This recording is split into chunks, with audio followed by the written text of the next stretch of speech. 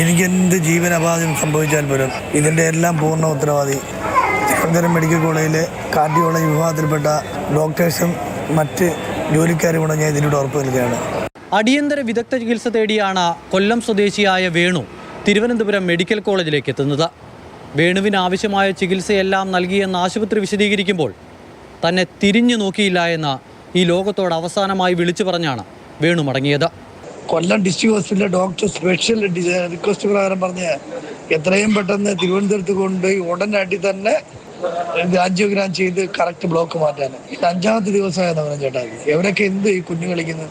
എൻ്റെ കുടുംബത്തിലുണ്ടാകുന്ന നഷ്ടം എവരൊക്കെ ഉണ്ടാവുമോ? എവരുടെ ഉദാസീനത ഉണ്ടാവുമോ നികത്താൻ? എന്തൊരു മര്യാദയില്ലാത്ത ഇടപെടിയില്ല നമ്മുടെ കാണിക്കുന്നത്. ഇതിനെയെല്ലാം ശരിവെക്കുന്നതാണ് ഡോക്ടർ ഹാരിസ് ചിറക്കലിൻ്റെ പ്രതികരണം.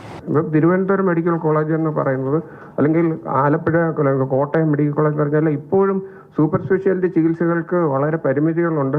രോഗികളുടെ ബാഹുല്യം. അപ്പോൾ ഈ സംഭവത്തിൽ വേണുവിനെ കൊണ്ടുവന്നപ്പോൾ വേണുവിനെ തറയിലാണ് കിടത്തിയിരുന്നത്. അടിയന്തര ചികിത്സ തേടിയെത്തുന്ന ഒരാളെ തറയിലാണോ കിടത്തേണ്ടത് എന്ന് ഡോക്ടർ ഹാരിസ് ചിറക്കൽ ചോദിക്കുന്നു. തിരുവനന്തപുരം മെഡിക്കൽ കോളേജിലേക്ക് ചികിത്സ തേടിയെത്തുന്നവരിൽ ഏറ്റവും അധികം ദുരിതവും കഷ്ടപ്പാടും അനുഭവിക്കുന്നവർ കിടക്കുന്ന വാർഡുകളുടെ ലിസ്റ്റ് അടക്കം പറഞ്ഞാണ് ഹാരിസ് ചിറക്കലിൻ്റെ വിമർശനം.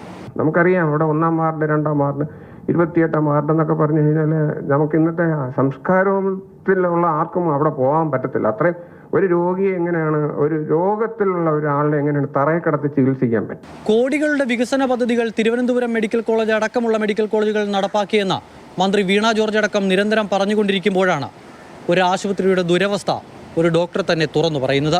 ഞാൻ MBBS ചെയ്തത് ഈ മെഡിക്കൽ കോളേജിലാണ് 1986. ആ കാലഘട്ടത്തിൽ രോഗികൾ ഇത്രയും തറയിൽ കിടക്കില്ലായിരുന്നു. കുറെ കൂടെ എണ്ണം പേഷ്യൻസ് കുറവായിരുന്നു. പക്ഷെ ഇപ്പോൾ ഇത്രയും കാലം പുരോഗമിച്ചിട്ടും ഇത്തരം ഈ പ്രാകൃതമായിട്ടുള്ള ഈ നിലവാരം, ഈ രോഗികളെ തറയിൽ കിടത്തി ചികിത്സിക്കുക, ശ്വാസമുട്ടിയും ക്യാൻസർ ബാധിച്ചും അത്യാസന്ന നിലയിൽ വരുന്ന രോഗികളെ തറയിൽ കിടത്തി ചികിത്സിക്കുക എന്ന് പറയുന്നത് എങ്ങനെയാണ് നമുക്ക് അത് ഒരു ആധുനിക സംസ്കാരത്തുമായിട്ട് ചേർന്ന് പോവുക? വേണ്ടത്ര ചികിത്സ കിട്ടാത്തത് മൂലമാണ് വേണു മരിച്ചത് എന്ന നിലപാടിൽ ഉറച്ചു നിൽക്കുകയാണ് കുടുംബവും. ഇത്തിരി ശ്വാസം ഉണ്ടെങ്കിൽ തിരിച്ചു കിട്ടുമെന്ന് പറഞ്ഞാൽ അവിടെ അതിലേ പോയ ഡോക്ടറുടെ സിസ്റ്റമാണോ ഞാൻ കേണപേക്ഷിച്ചു. ഒരു കുഞ്ഞുങ്ങൾ പോലും അത് കൈകൊണ്ടില്ല. ഡോക്ടർ ഹാരിസ് ചിറക്കൽ നടത്തിയ അത്യന്തം ഗൗരവമുള്ള പരാമർശത്തിൽ ആരോഗ്യവകുപ്പ് മന്ത്രിയും എങ്ങനെ പ്രതികരിക്കുമെന്നാണ് ഇനി കണ്ടറിയേണ്ടത്. മൽത്തേനംപറമ്പിൽ, മാതൃഭൂമി ന്യൂസ്, തിരുവനന്തപുരം.